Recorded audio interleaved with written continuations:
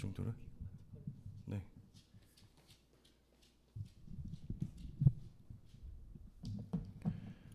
하나, 둘, 셋.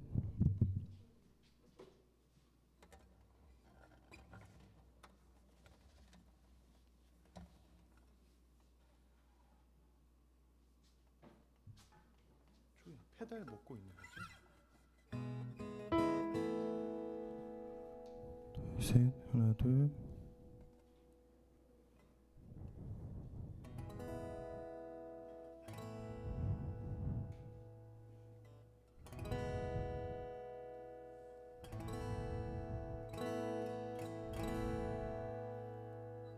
한 소절만 해볼게. 곱게 닫지. 곱게 닫힌 충분히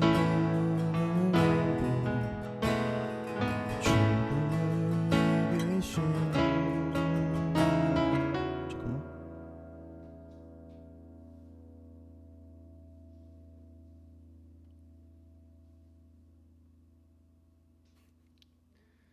네. 여태까지 중에 제일 괜찮은 것 같아요.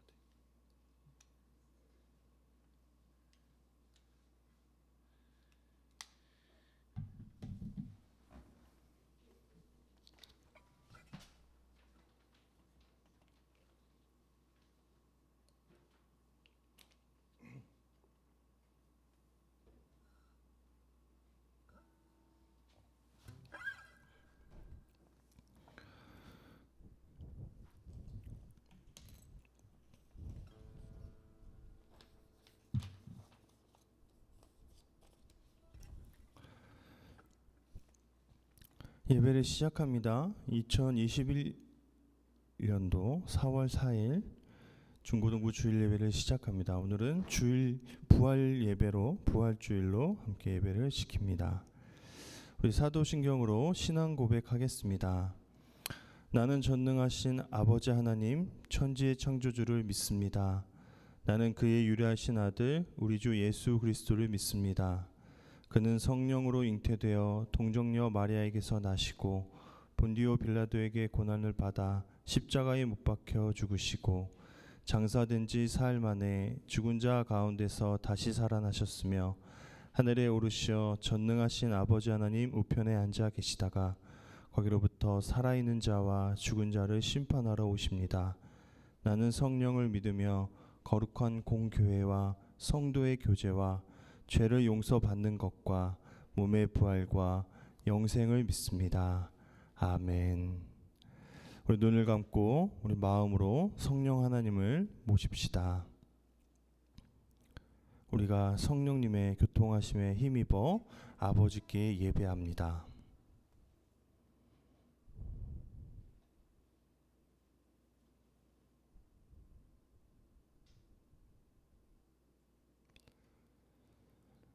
예수께서 이르시되 나는 부활이요 생명이니 나를 믿는 자는 죽어도 살겠고 무릇 살아서 나를 믿는 자는 영원히 죽지 아니하리라. 하나님은 영이십니다. 그러므로 하나님께 예배를 드리는 사람은 영과 진리로 예배를 드려야 합니다. 아멘. 네, 여러분 반갑습니다. 우리 함께 부활주일 예배를 시작하겠습니다.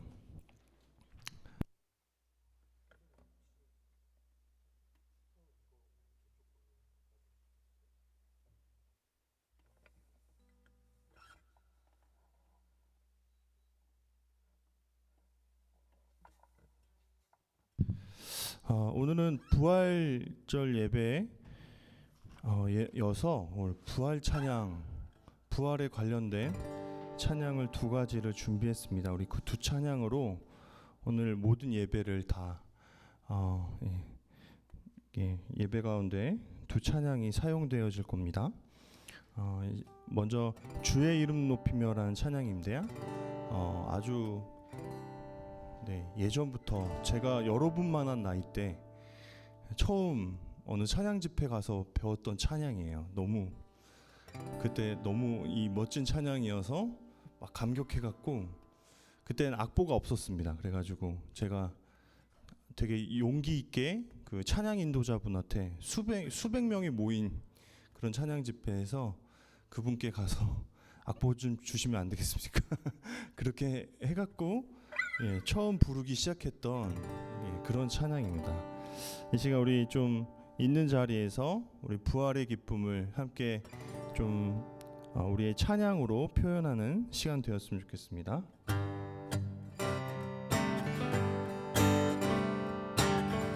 주의 이름 높이며 주를 찬양하나이다. 나를 구하러 오실 주를 기뻐하나이다. 다시 한번 주의 이름 높이며 주를 찬양하나이다. 나를 구하러 오신 주를 기뻐하나이다. 하늘 영광 버리고 이 땅 위에 십자가를 지시고 죄 사했네. 무덤에서 일어나 하늘로 올리셨네. 주의 이름 높이리. 주의 이름 높이며 주를 찬양하나이다. 나를 구하러 오신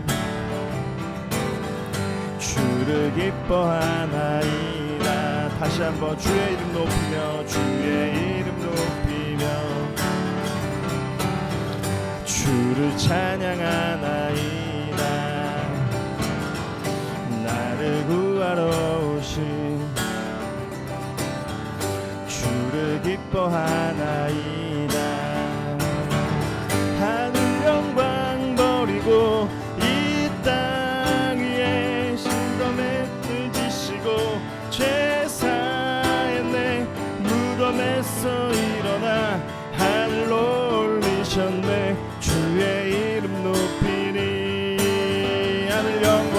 하늘 영광 버리고 이 땅 위에 십자가를 지시고 죄 사했네. 무덤에서 일어나 하늘로 올리셨네. 주의 이름 높이니. 하늘 영광 버리고 이 땅 위에 십자가를 지시고 죄 사했네. 무덤에서 일어나 하늘로 올리셨네. 주의 이름 높이니. 하늘 영광 버리고 이 땅 위에 십자가를 지시고 죄 사했네. 무덤에서 일어나 하늘로 올리셨네. 주의 이름 높이리. 하늘 영광 버리고 이 땅 위에 십자가를 지시고 죄 사했네. 무덤에서 일어나 하늘로 올리셨네. 주의 이름 높이리. 하늘 영광 버리고 이 땅 위에 십자가를 지시고 죄 사했네. 무덤에서 일어나 하늘로 올리셨네. 주의 이름 높이리. 하늘 영광 버리고 이 땅 위에 십자가를 지시고 죄 사했네. 무덤에서 일어나 하늘로 올리셨네. 주의 이름 높이리.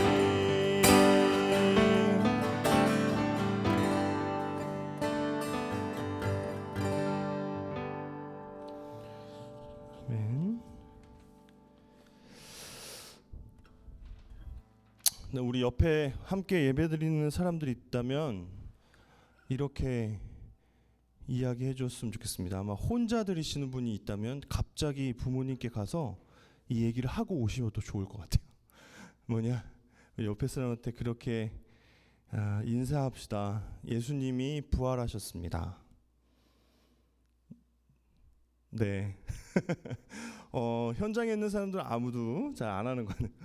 네. 왜 안 하죠? 네. 예수님이 부활하셨습니다. 그것이 그 부활이 우리 때문입니다. 예수님께서 우리가 아니셨다면 죽으실 이유도 없었고 또 더더욱이 부활하실 필요도 없었습니다. 예수님의 그 십자가, 우리가 지난 시간 예수님의 십자가에 대해서 묵상했죠. 예수님의 십자가와 예수님의 부활은 모두 우리를 위함입니다. 우리를 위한 사랑입니다. 그 부활로 말미암아 그 예수님의 그 사랑이 완성되었습니다. 그래서 저는 아주 뜻깊은 절기 중에 하나라고 생각해요. 아니 가장 저는 중요한 절기라고 생각을 합니다. 우리의 구원이, 하나님을 향한 우리의 사랑이 완성된 날이기 때문에. 그렇기 때문에 여러분, 우리가 표정이 이래서는 안 됩니다. 옆에 사람 한번 다시 보세요. 어떤가요? 마스크에 가려져 있지만 혹시 피곤해 쩔어 있진 않나요? 막 예배드리기 싫은데 억지로 화면에 앉아 있지는 않은가요? 그래서는 안 됩니다. 우리가 이 시간 찬양으로 또 우리 예배하는 가운데에 우리가 주님이 우리를 위해서 부활하신 이 사건이 우리에게 기쁨이 됐으면 좋겠습니다. 우리 이어서 우리 또 부활에 관련된 찬양 한 곡 또 함께 나누겠습니다.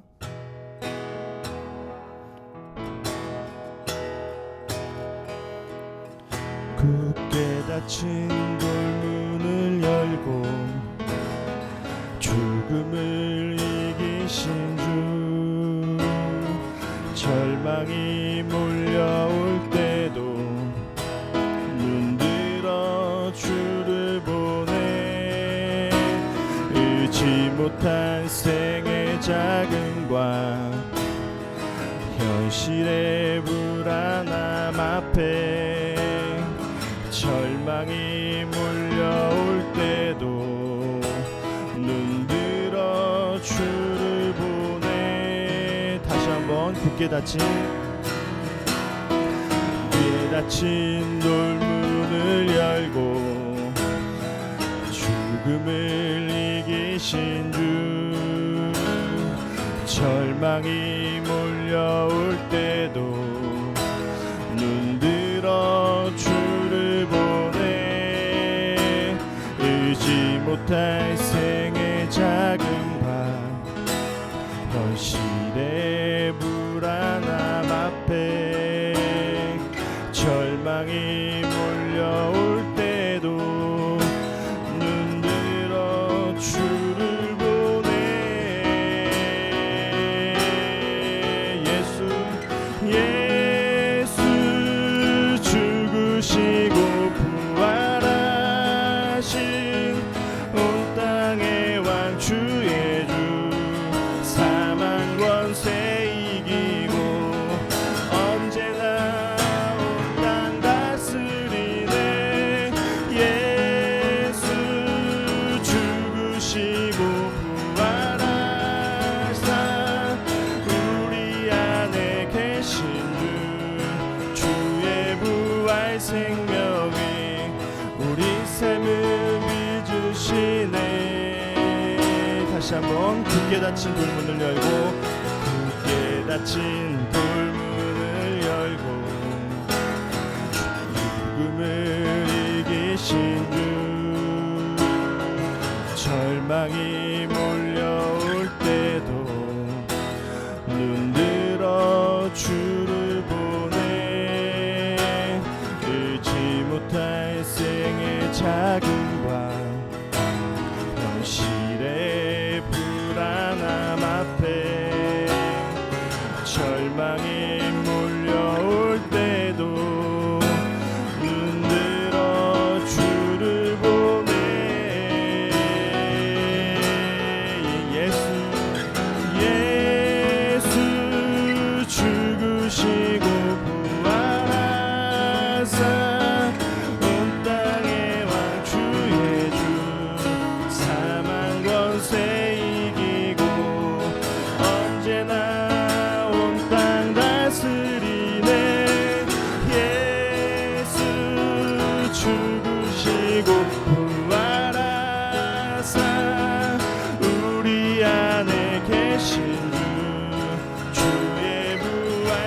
생명이 우리 삶을 빚으시네. 예수 죽으시고 예수 죽으시고 부활하신 온 땅의 왕 주의 주 사망 권세 이기고 언제나 온 땅 다스리네. 예수 죽으시고 부활하사 우리 안에 계신 주 주의 부활 생명이 우리 삶을 빚으시네. 주의 죽으심과 함께 죽고 주의 사심과 함께 살리. 주의 죽으심과 함께 죽고 주의 사심과 함께 살리. 한 번 더 죽으심과 함께 죽고 주의 사심과 함께 살리. 주의 죽으심과 함께 죽고 주의 사심과 함께 살리.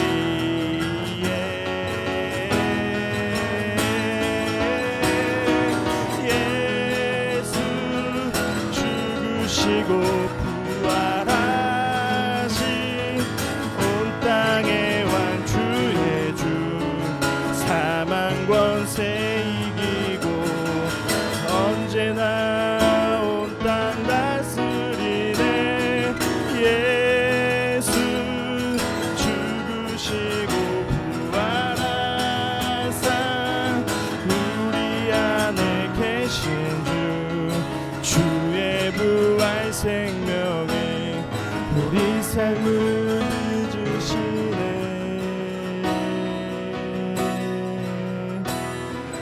예수 죽으시고 부활하신 온 땅의 왕 주의 주 사망 권세 이기고 언제나 온 땅 다스리네. 예수 죽으시고 부활하사 우리 안에 계신 주 주의 부활 생명이 우리 삶을 빚으시네.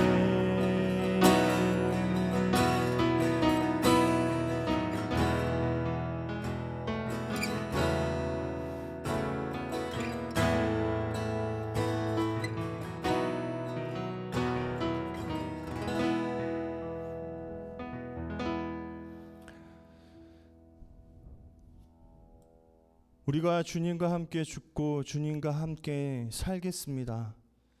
우리를 위하여 죽으신 그 죽음을 믿음으로 받아들이고 우리를 위해서 사신 그 부활을 우리가 기쁨으로 얻겠습니다.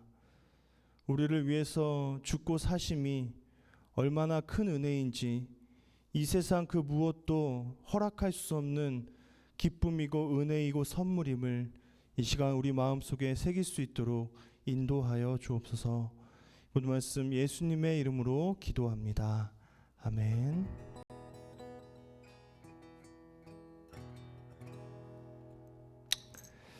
네, 우리 함께 예배드리고 있으신 분들 함께 댓글로 참여해 주시면 좋겠습니다. 네, 오늘은 누가복음 24장 1절에서 12절까지의 말씀입니다.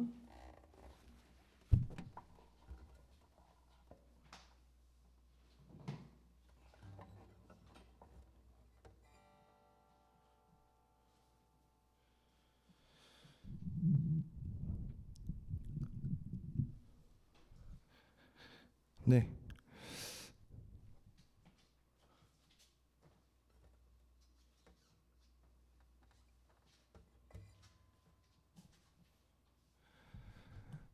누가복음 24장 1절에서 12절까지 말씀 우리 함께 교독하겠습니다. 제가 1절을 그리고 여러분이 2절을 마지막 절은 우리 함께 읽겠습니다.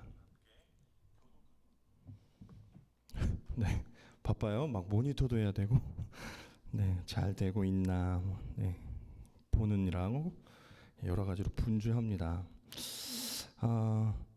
그 주의 첫날 이른 새벽에 여인들은 준비한 향품을 가지고 무덤으로 갔습니다.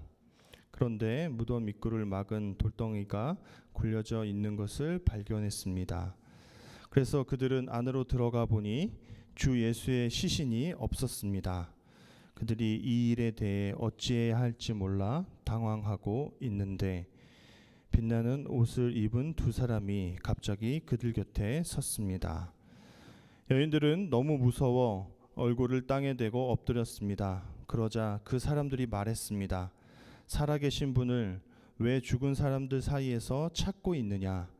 그분은 여기 계시지 않고 살아나셨다.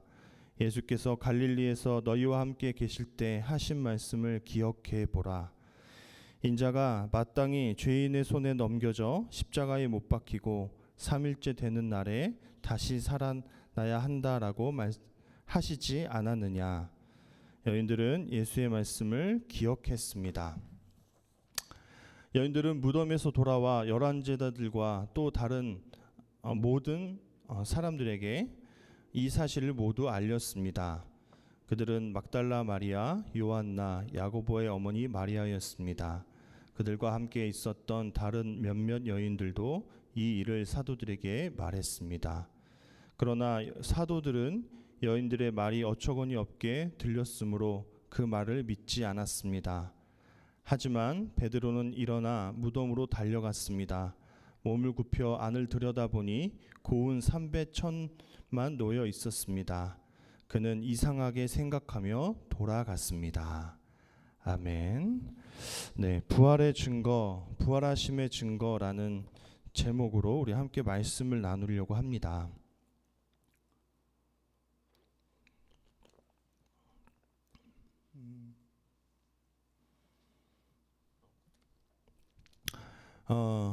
초대 교회, 초대 그 이스라엘에서 시작되었던 기독교가 이젠 지중해 연안으로 이렇게 퍼지게 되죠. 그런데 그 지중해 연안에 있는 유럽 국가들의 복음이 들어가서 전파되기 시작했을 때 어느 시점인지 정확하게 알 수는 없지만 어느 순간부터 예수 그리스도를 믿는 신앙, 그러니까 지금 우리가 부르는 기독교는 어떠한 이단의 공격을 받기 시작했습니다. 그 공격을 했다는 것이 그들이 잘못된 뭔가 좀 부족한 그러한 기독교 사상으로 변질시켜서 원래 정상적이고 건강했던 기독교 공동체를 공격하기 시작했다는 거예요. 그게 뭐냐? 바로 가현설이라는 겁니다. 이거는 지금 우리나라 말로 지금 이렇게 해석을 한 거지만 그 당시에는 도케티즘이라는 이름으로 기독교의 정상적인 신앙을 공격하기 시작했습니다. 그게 뭐냐? 그 글을 읽어보니까 이렇게 되어 있어요. 성육신 하신 예수께서 실제로 시공간적 한계에 묶인 육체와 인간성을 갖지 않았고 단지 환영처럼 유령의 몸을 갖고 이 땅에 임하셨다고 가르치는 이단 사상이다. 이게 뭔 소리죠? 네, 이를 주장하는 자들은 예수의 지상사역 중에 인간적인 행위들은 환상에 불과하다고 한다. 네, 어서 오세요. 입구가 저 뒤에 있어요. 그래가지고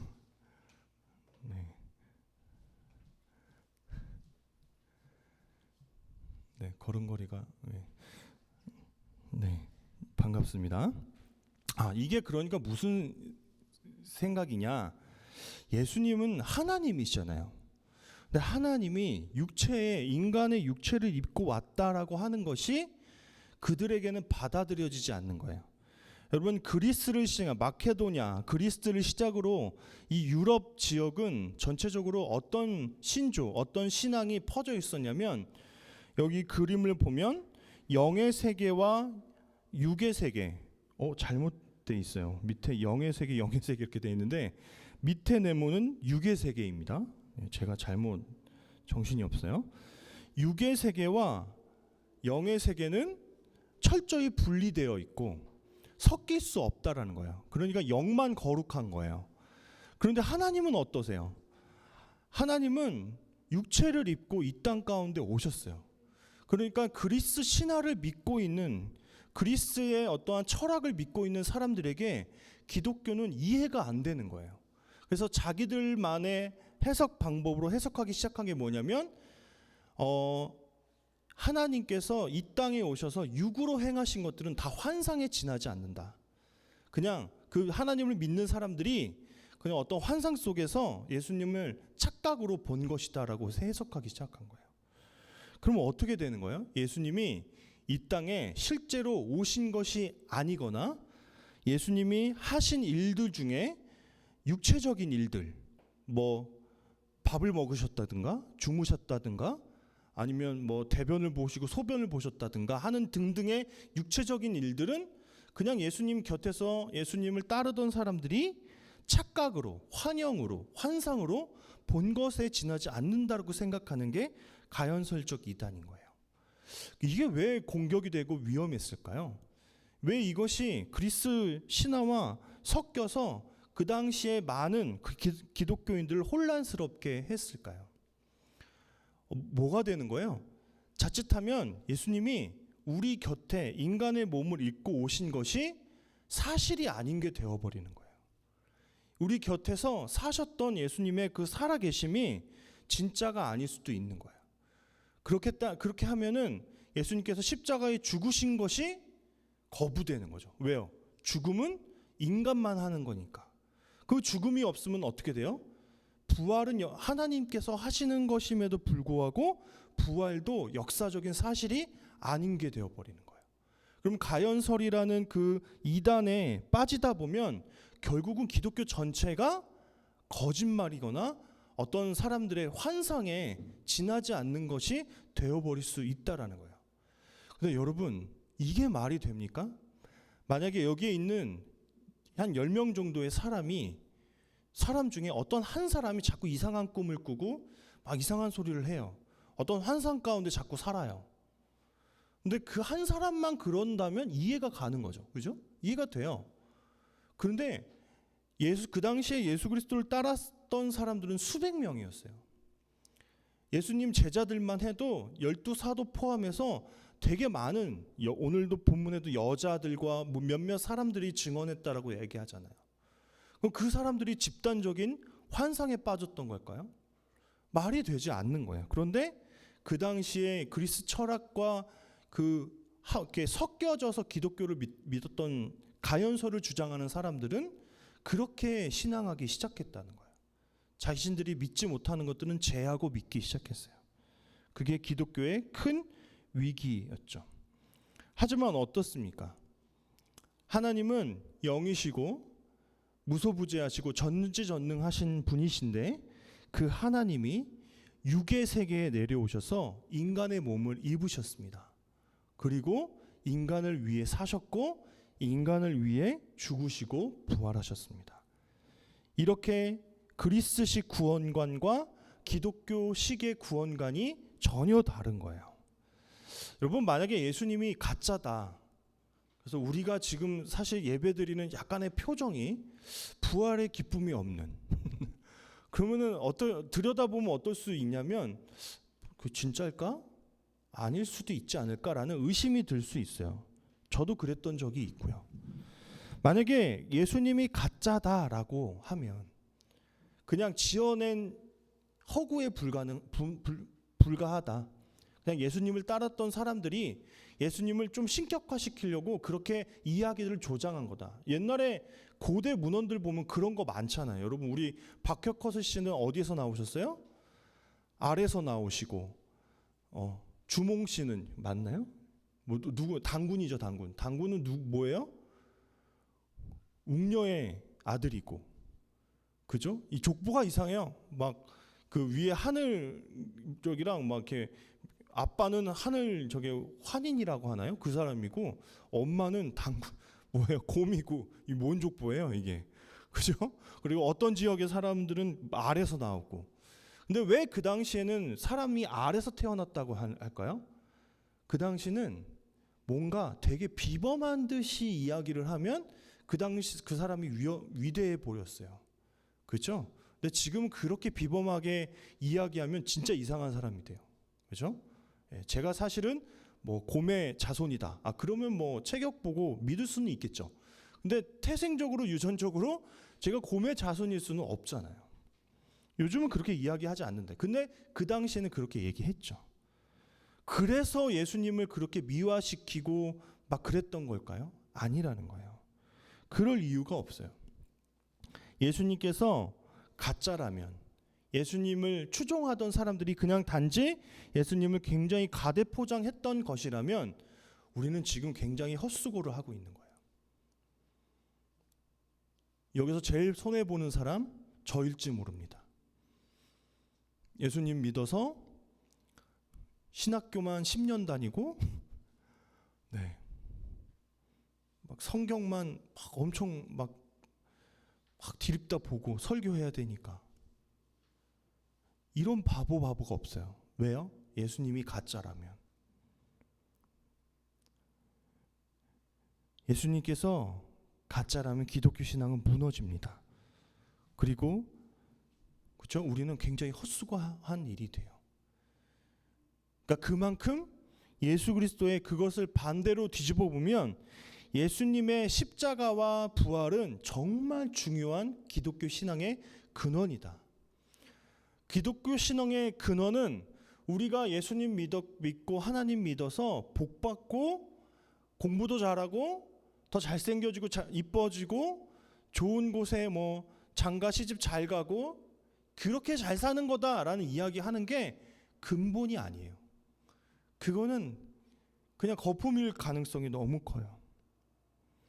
오늘 본문에 굉장히 사소한데 중요한 단서 하나가 등장해요. 그게 뭐냐? 누가복음 24장 12절입니다. 사실 성경을 보면 성경 속에는 예수님의 그 부활이, 예수님의 십자가 사건이 정말 진실하시다라는, 진짜다라는 그런 증거들이 너무나 많거든요. 근데 아주 그냥 지나치기 쉬울 만한 그런 아주 사소한 일인데 중요한 단서가 되는 것이 하나가 있어요. 그것이 누가복음 24장 12절에 등장합니다. 우리 함께 읽어보도록 하겠습니다.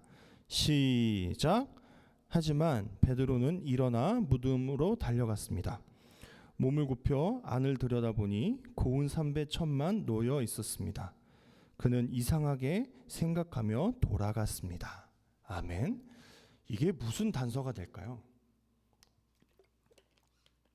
여러분 혹시 여러분들은 아직 어려서 주변에 누가 장례식을 치르신 분들, 그러니까 고인이 되신 분들이 없을 수 있어요. 근데 저는 저희 아버지, 동생, 또 할머니, 할아버지 네 분의 염하는 거, 그러니까 그분들을 어떤 삼배로 된 뭐 이렇게 옷 같은 거를 입혀요. 수의라고 하는 거. 그걸 전 다 본 사람입니다. 초등학교 2학년 때는 할아버지의 그 삼배 그 뭐죠? 염하시는 모습을 보고 시신했던 적도 있고. 그 시신을 어떤 옷 같은 것들로 이렇게 포장을 하거든요. 포장이요? 뭐라고 표현할까요? 어쨌든 이렇게 감싸요. 그 당시에도 마찬가지였어요. 이스라엘 사람들은 어떤 두루마기 천 같은 걸로 시체를 꽁꽁 싸매요. 근데 왜 시체가 없어졌다라고 그 당시에 생각을 했냐면, 원래 십자가형을 받는 사람들은 무덤에 들어갈 수 없어요. 어디에 그럼 그 시신이 버려지냐? 여러분, 골고다 언덕에 예수님께서 십자가에 못 박히셨죠? 그 골고다 언덕이 뭐냐면 해골의 골짜기다라는 뜻이에요.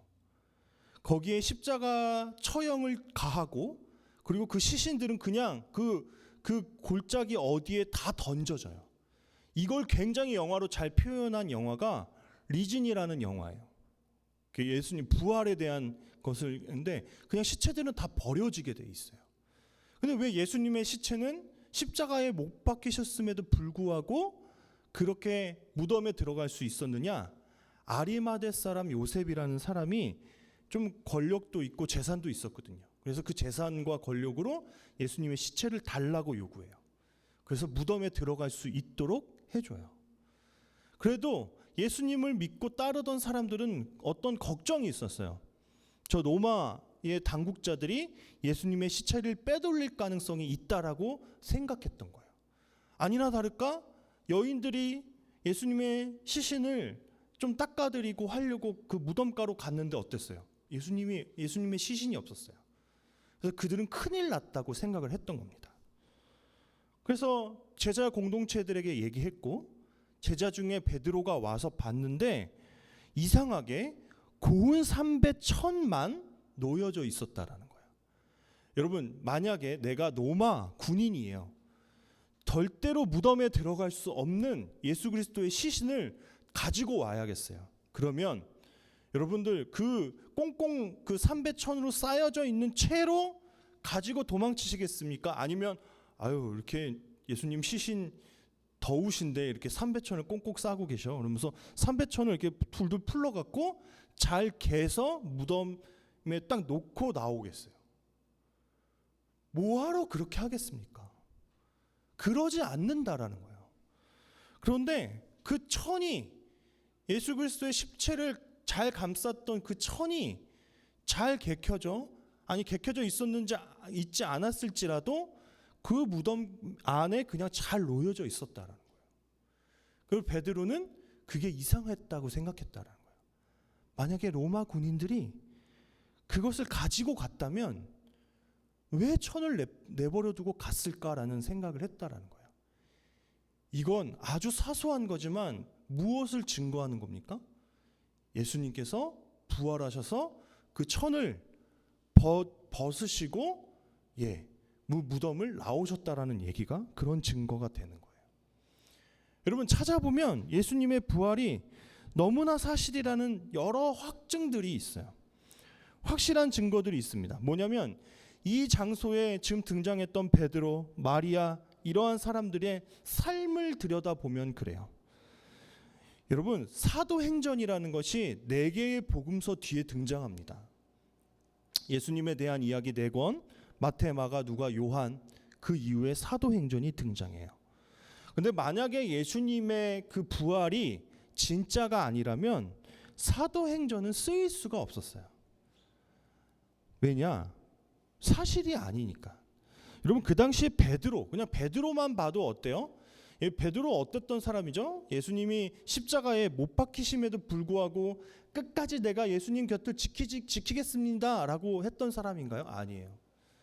처음에는 말을 그렇게 했죠. 예수님 그런 말씀하지 마십시오. 저는 이 모든 사람들은 예수님을 버려도 저는 예수님 버리지 않습니다 라고 했던 사람이 베드로예요. 그런데 너도 같은 일당이지 라고 어떤 사람들이 손가락질하자 예수님이 지척에서 보이는 그곳에서 예수님의 눈을 바라보며 뭐라고 한 사람은 내가 저 사람을 모릅니다 라고 해요. 그리고 1시간이 흘러요. 1시경쯤이 흘렀다라고 성경에 나와요. 그러면 그 1시간 동안 무슨 생각을 했을까요?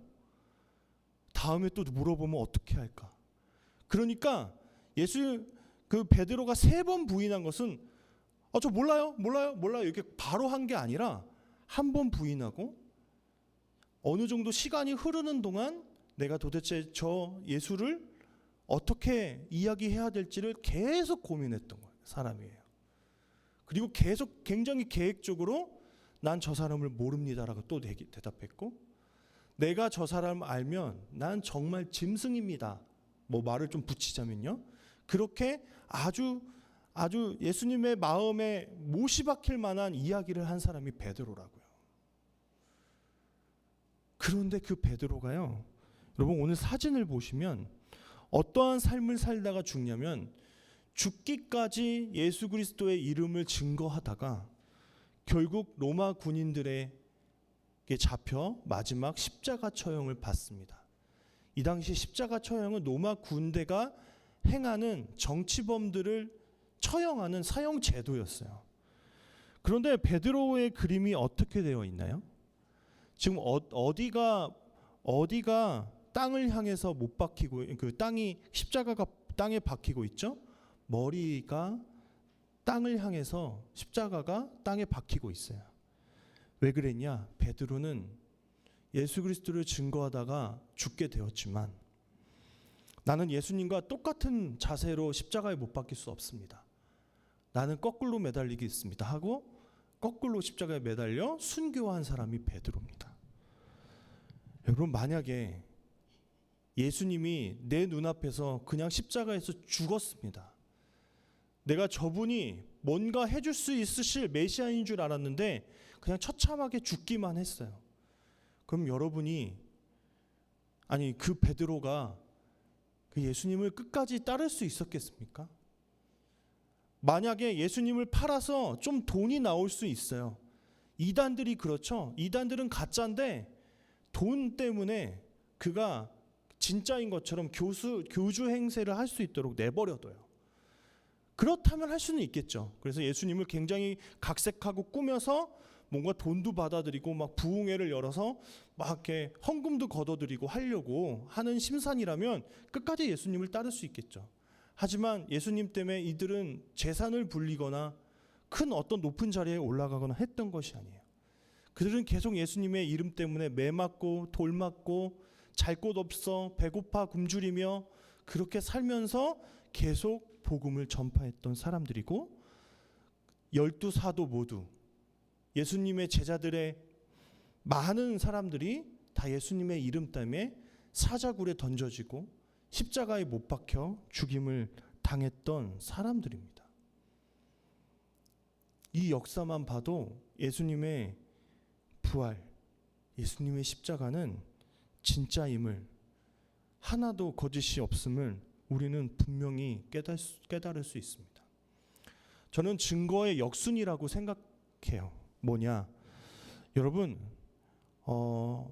예수님께서 성육신 하신 건 믿을 수 있어요? 마리아가 남자와 성관계를 하지도 않았는데 아이를 가져서 아이를 낳았다. 이건 믿을 수 있습니까?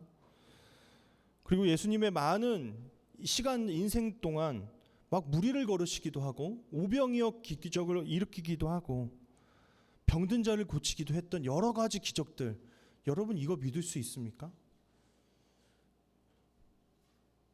그런데요, 저는 오히려 부활에 대한 증거를 많이 찾아보고 부활이 사실이구나 라는 생각을 하게 된 후에, 그럼 그분이 왜 부활하셨을까요? 부활이 사실이라면 십자가에 죽으셨으니까요. 죽으셨기 때문에 부활하신 겁니다. 이 두 사건이 사실로 내 마음속에 받아들여지니 이 앞에 있던 모든 것들도 가능하게 되는 거예요.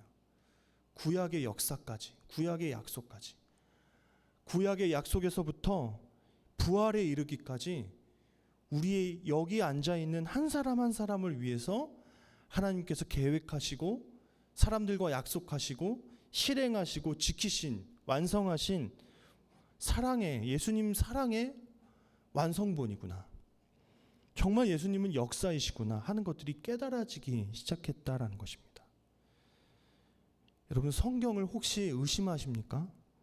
아니면 의심하거나 의심하지 않을 여지도 없이 그냥 혹시 아무 감흥이 없으십니까? 저는 오히려 그냥 아무런 생각이 없는 것보다 의심해 보는 게 저는 더 좋다고 생각해요. 왜냐하면 자신이 있거든요. 싸워서 이길 수 있는 자신이 있어요. 의심을 해서 예수님께서 이 땅에 오셨던 일들부터 그것들이 사실인지 아닌지를 여러분들이 계속 찾아보셨으면 좋겠어요. 그리고 여러분들의 믿음을 확고히 해가셨으면 좋겠습니다. 성경 안에는, 그리고 여러 책들은 하나님의 그 사랑이, 예수 그리스도의 십자가가 진실하다라는 것, 그 부활이 가짜가 아니라, 가짜로 환상 가운데 나타난 것이 아니라 참으로 진짜로 일어난 일임을 열심히 증언하고 있습니다. 여러분들이 이러한 사실들을 덮어놓고 믿음이 없는 사람들이 되지 마시고 하나하나 찾아보시고 믿음이 있으신 분들이 되시기를 바랍니다. 그래서 부활 생명을 여러분들이 힘껏 누리는 사람들이 되시기를 간절히 소원합니다. 이 시간 그렇다면 다시 이 찬양을 해볼 수 있을 것 같아요. 굳게 닫힌 돌문을 열고라는 찬양을 우리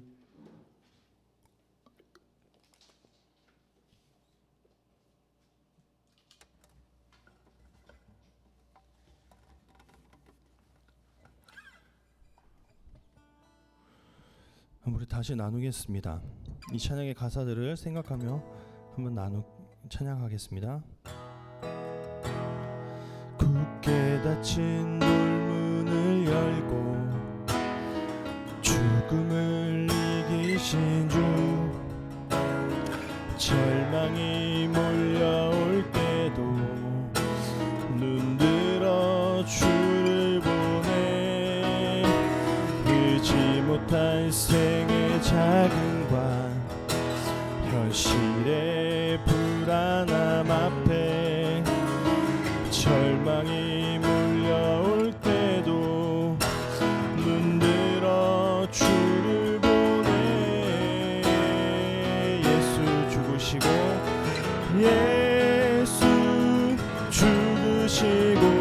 부활하신 온 땅의 왕 주의 주, 만 권세 이기고 언제나 온 땅 다스리네. 예수 죽으시고 부활하사 우리 안에 계신 주, 주의 부활 생명이 우리 삶을 빚으시네. 주의 죽으심과 함께 죽고 주의 사심과 함께 살리. 주의 죽으심과 함께 죽고 주의 사심과 함께 살리. 주의 죽으심과 함께 죽고 주의 사심과 함께 살리. 주의 죽으심과 함께 죽고 주의 사심과 함께 살리. 예수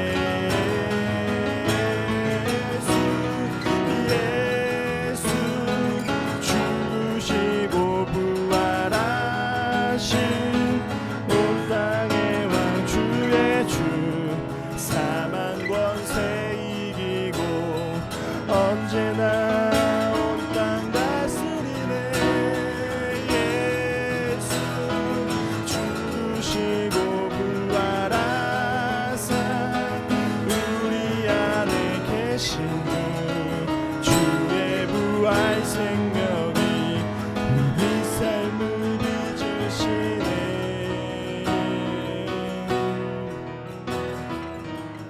우리 같이 기도했으면 좋겠습니다. 우리 함께 우리 삶으로 나아가는 기도를 드릴 텐데요.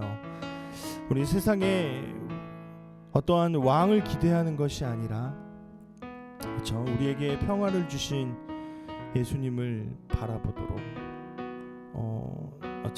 가사를 이게 기도 제목을 띄워주시면 좋겠네요. 지난주 걸로 제 주보에 되어 있네요. 다시 읽어드리겠습니다. 예수님의 십자가와 부활이 역사적 사실이고 나를 위한 사랑임을 우리 마음속으로 깨닫게 해달라고. 철저히 부활과 십자가는 우리를 위해서 주님께서 행하신 일입니다. 부활을 믿는 사람들답게 우리 현실 속에서 예수님과 동행하면서 사는 우리가 되도록, 잠시 어떠한 일들이 좀 되지 않는다고 낭망하거나 좌절하거나 하는 것이 아니라 주님을 믿는 기쁨, 주 안에 주님의 그 부활을 누리는 그 기쁨 안에서 사는 우리가 될 수 있도록 인도해달라고 이 시간에 한번 기도하면서 나아가겠습니다. 기도하겠습니다. 하나님, 그렇습니다. 우리가 주님을 믿기를 원합니다. 그냥 우리가 머리로 아는 것에서 그치지 않게 인도하여 주옵소서. 어린 시절부터 너무나 많이 들어왔기 때문에 그냥 어쩔 수 없이 믿는 사람들 되지 않게 인도하여 주옵소서. 주님께서 십자가에 못 박혀 죽으신 것, 그리고 정말 사망 권세를 깨뜨리고 부활하신 이 사건은 정말 우리를 위한 일임을 우리가 깨달을 수 있도록 인도하여 주옵소서. 우리 마음속으로 깨달아 그냥 믿음 없는 사람들이 되지 않게 인도하여 주시고, 부활의 기쁨을 정말 마음껏 힘껏 누리는 사람들 될 수 있도록 인도하여 주옵소서. 우리가 쉽게 좌절합니까? 오르지 않는 성적으로 인해서 우리가 우리의 진로가 어떻게 정해질지를 몰라서, 앞으로 어떻게 살아가야 될지를 몰라서 두렵고 떨림으로 늘 낭망하면서 살아가는 청소년들입니까? 하나님, 그러지 않도록 인도하여 주옵소서. 우리의 미래는, 우리의 장래는 좀 불확실할지라도 주님께서 우리를 사랑하신 그 사건, 그것은 너무나 분명한 일이기 때문에 우리가 믿고 의지하면서 정말 살아갈 수 있도록 인도하여 주옵소서.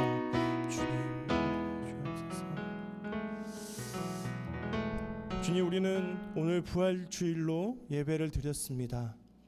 이 부활주일은 주님 앞에 기쁨으로 찬양하고 예배 드려야 되는 시간입니다. 그 부활은 우리에게 이 세상이 줄 수 없는 놀라운 기쁨을 가져다 준 그 위대한 사건이기 때문입니다.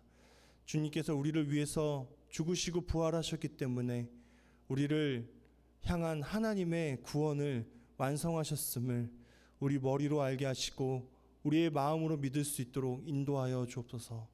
그 부활 기쁨을 누릴 사람들이기 때문에 삶 속에서 잠시 어려움이 있고 좌절한다 할지라도 하나님을 믿는 신앙으로 다시 일어서게 인도하여 주시고 주님과 동행하는 삶 살아갈 수 있도록 인도하여 주옵소서. 오늘 부활주일로 끝이 나는 것이 아니라 이 이후의 삶에도 부활의 기쁨이 계속적으로 유지될 수 있도록 인도하여 주시고, 우리 또한 힘써 그 부활의 기쁨을 지켜갈 수 있도록 인도하여 주옵소서. 오늘 말씀 예수님의 이름으로 기도합니다. 아멘. 네, 예배만 예배를 마치기 아니죠. 감사합니다. 광고 확인하시면 좋을 것 같습니다. 네. 어제는 공동가정을 한 주 쉬었습니다. 그래서 여전히 8번째 만남으로 4월 10일 날 만나기로 기약했습니다. 오늘 뭐 별 다른 일이 아마 없을 텐데 저희 아이가 조금 몸이 안 좋은 데서 좀 걱정이 되긴 하지만 별일이 없으면 오늘 교사 북시어 모임이 6번째 모임으로 진행됨을 알려드립니다. 부활절입니다. 그래서 오늘은 부활하신 예수님을 또 기뻐하고 삶 속에서 부활의 증인으로 여러분 살아내시기를 바랍니다. 이번 연도에는 여러분에게 또 어떠한 뭐 이렇게 부활절 뭐 선물 못 보내드렸습니다. 너무 사실 그 여러 가지 생각이 있어서 그렇게 한 것이기도 하지만 다음 기회에 또 여러분 비대면으로 계속 이렇게 여러분들을 보지 못한다면 또 좋은 선물로 중고등부에서 찾아갈 수 있는 시간들이 있기를 소원합니다. 굉장히 애매하게 얘기했죠. 네, 있을지 없을지 모르게. 어쨌든 여러분 그런 사실 선물이 중요하진 않아요. 여러분들이 정말 이 예배에 참여하고 이 부활절 기쁨을, 부활의 기쁨을 잘 누리는 것이 전 더 중요하다고 생각합니다. 오히려 부활절 하면 계란 막 한 20개씩 먹은 그런 기억밖에 없고, 그러신 분들이 가끔 있어요. 막 부활절만 되면 계란이 남아가지고 막 엄청 먹으셨다라는 분들, 속이 너무 불편하셨을 텐데 참 고생하셨습니다.